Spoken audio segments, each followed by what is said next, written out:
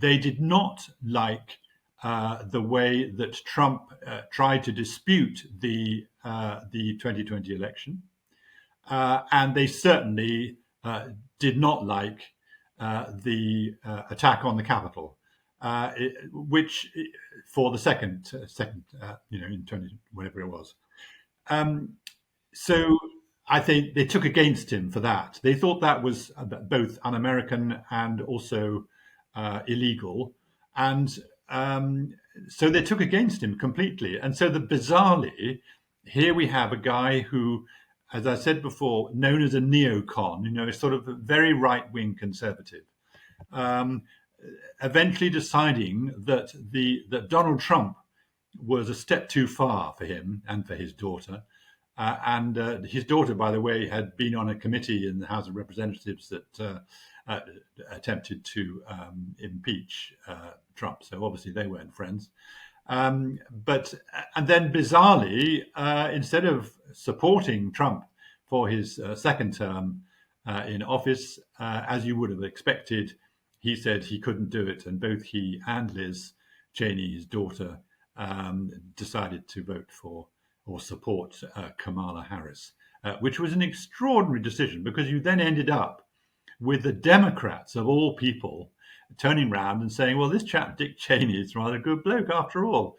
He's given us his support. But of course, Trump was absolutely furious and was very, very rude about about Dick Cheney and his daughter. And most people, when discussing Dick Cheney's role in US politics, focus on that period from 2000 to 2008, as well as discussing his influence over the recent election as well, when he was vice president under Bush.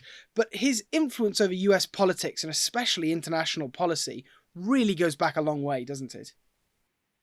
Well, you have to look at his career. He's done most things. I mean, he started off as a White House aide in the Nixon era. Then he became he joined the House of Representatives, representing Wyoming. He did that for 10 years. So he had all the Congress experience, which he built, and he built up a lot of influence within Congress, which is always helpful for future political appointments. And then when George Bush Sr. Became president, he was appointed Defense Secretary, and he was the sort of driving force behind the 1991 Gulf War.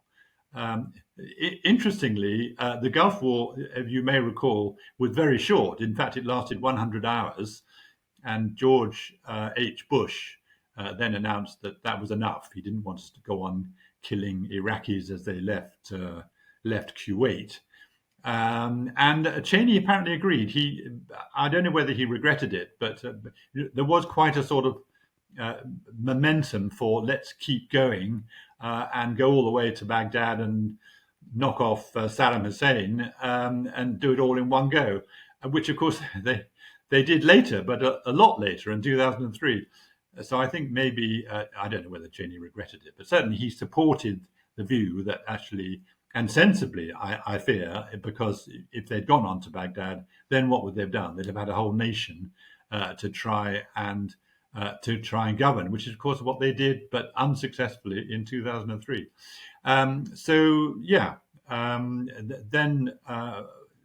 So he was Defense Secretary for that period, so he gained a lot of experience. And then he became vice president. So, I mean, the guy was more experienced than any other previous vice president, without exception. I can't think of anyone who's more experienced than him. And that's why he was such a huge influence on George W. Bush in the early years of his presidency. I think in his second term, George Bush by then had learnt a few things. And I think he relied less on his vice president and more on Condoleezza Rice, who then became Secretary of State, and others, and therefore his influence waned somewhat, but he was still there, very much behind the scenes. And it is interesting, that shift on his view on intervening in Iraq, because it wasn't initially his opinion, as you say. In the Gulf War, it was done alongside Colin Powell, who was at the time chairman of the Joint Chiefs of Staff. He kept to that view, where Dick Cheney changed his view on whether or not the US should go into Iraq Do we know what influenced that decision? I mean, it has been pointed out, obviously, that between those two wars, Dick Cheney became very senior at the US Halliburton Company, which went on to make a lot of money in Iraq. What do we know about what changed his opinions? Yeah, Halliburton's a bit of a controversial issue. Obviously, he was chief executive of that company, which provided oil production services for a long period of time in Iraq, and the company made a lot of money. He was obviously no longer the chief executive; he was the vice president. But nevertheless, there was a lot of money made. But that's a sort of, if you like, a side issue. Yeah, I mean, I think I have to go back to what I said right at the beginning, which is that 9/11 was such a traumatic experience for America and for the people who were governing the country. And remember that when 9/11 happened, George Bush was actually, not in town. He was down um, Florida, I think it was, elsewhere. And the man in the White House who had to take all the major decisions at the time was Dick Cheney. He was down in the security bunker underneath the White House, and he was basically making huge decisions, including his memorable authority to give to fighter jets, American fighter jets, to shoot down passenger planes if they were suspected of carrying hijackers. That never happened in the end.